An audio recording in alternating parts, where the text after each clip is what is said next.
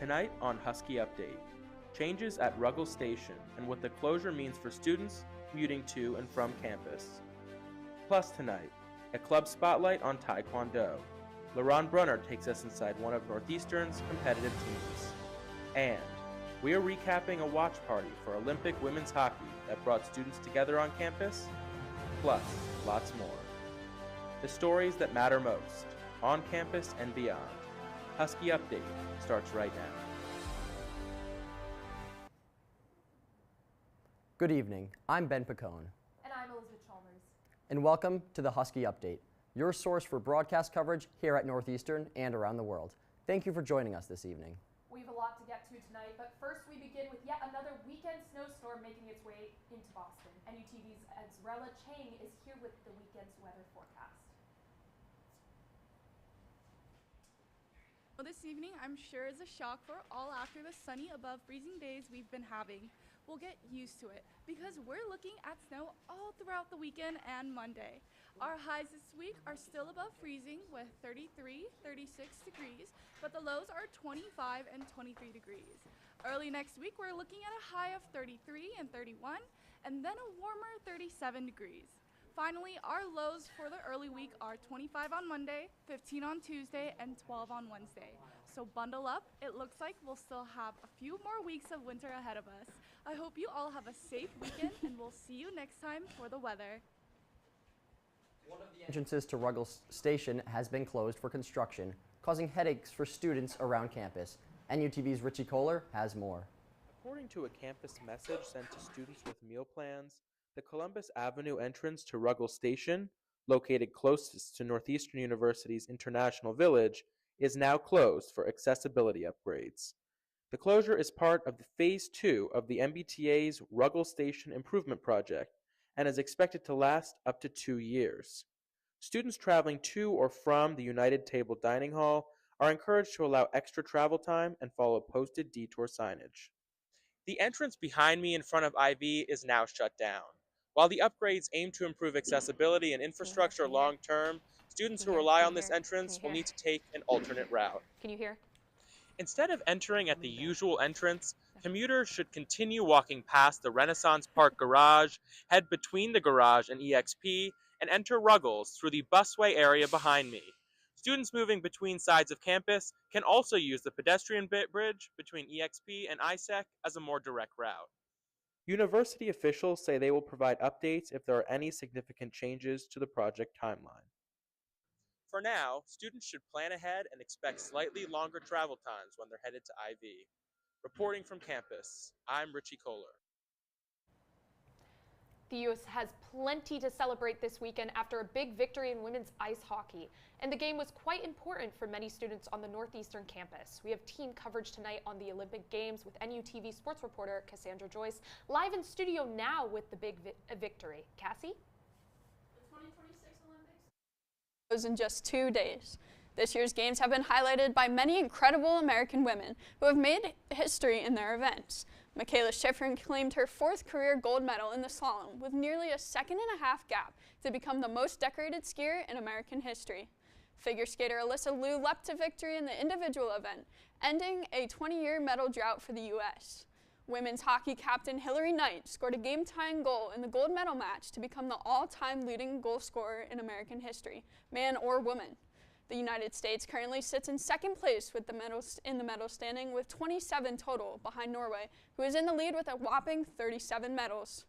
And our team coverage continues with NUTV's Andrew Longo, who has more on a watch party for the big game at Northeastern.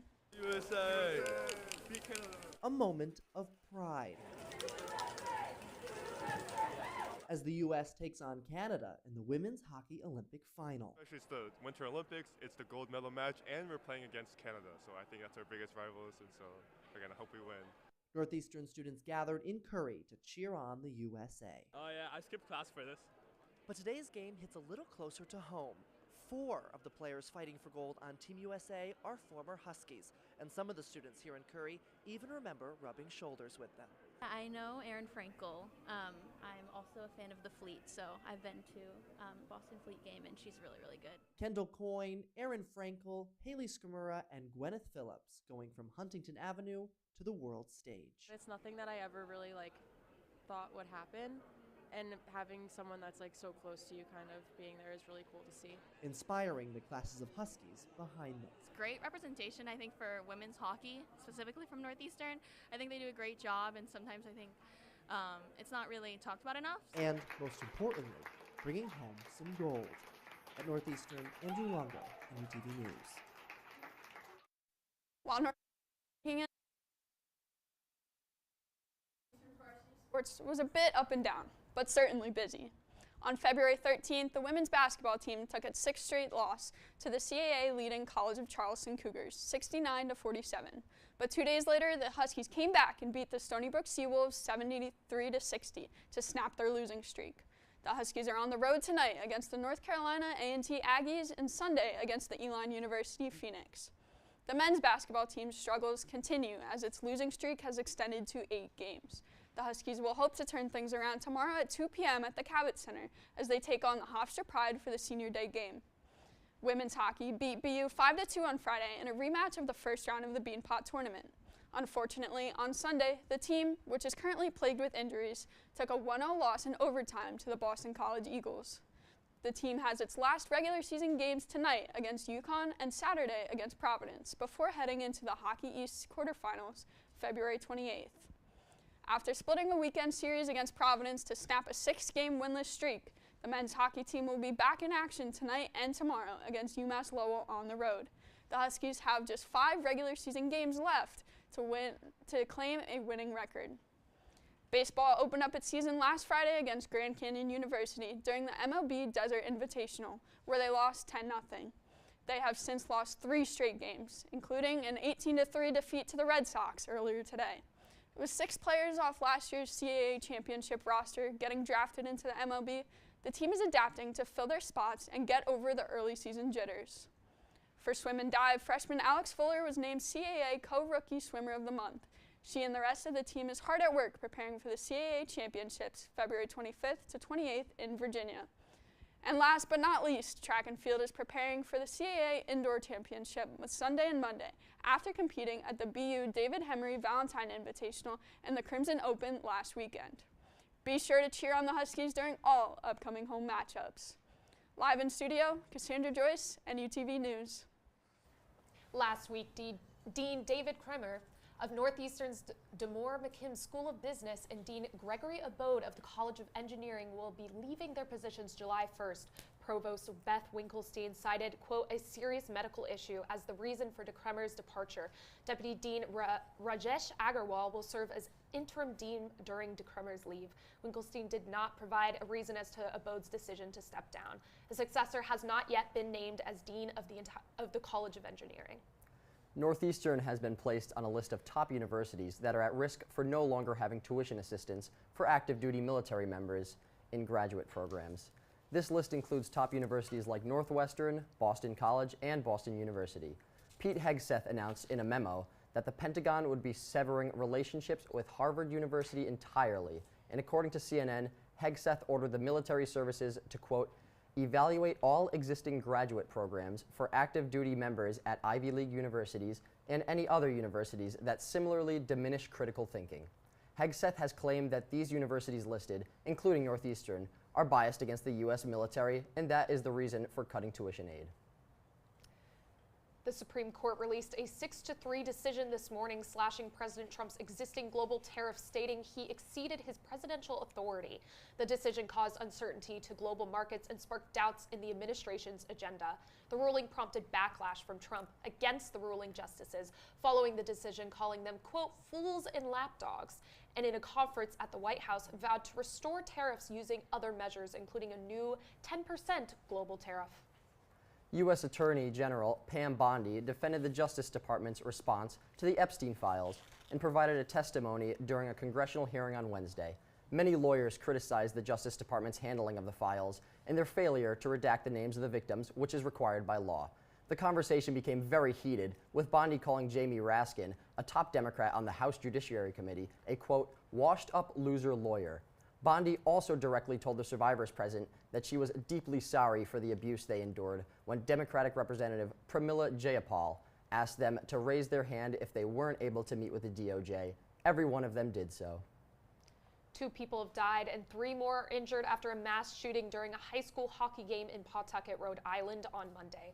Police identified the suspect as Robert Dorgan, who shot and killed his ex-wife and 23-year-old son during the game. Police say Dorgan also injured his ex-mother and father-in-law and another family friend. They also say he turned the gun on himself after the shooting. Those who were injured are in critical condition.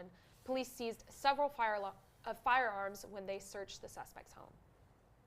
Now an update on a story we brought you last week. Nancy Guthrie, the mother of Today's Show co-host Savannah Guthrie, has now been missing for 20 days. Police say they found DNA inside Guthrie's home that matches the DNA from gloves worn by a man seen on Guthrie's front door camera the night she went missing. Nancy's adult children and their spouses have been cleared as suspects. They have released several social media videos pleading for the person who took Nancy to turn themselves in. Several sources report Savannah Guthrie is not likely to return to a role as Today's Show co-host during and after the investigation. A tragic death, a celebrity breakup, and a new Valentine's Day movie. NUTV's Bailey Reynolds is here with our pop culture update.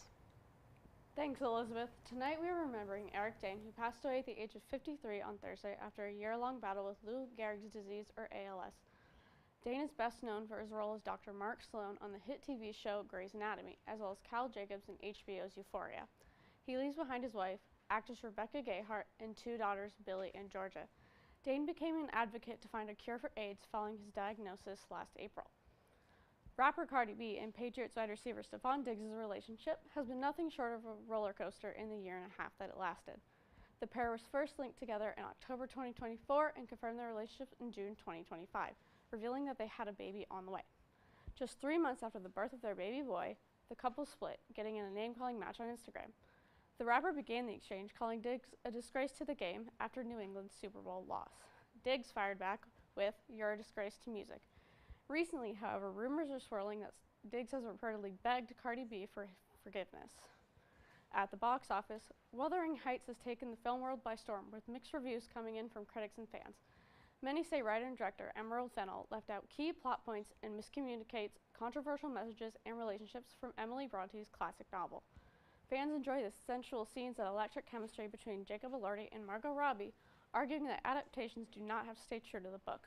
But even with mixed reviews, Wuthering Heights became the first movie of 2026 to pass $100 million in the box office.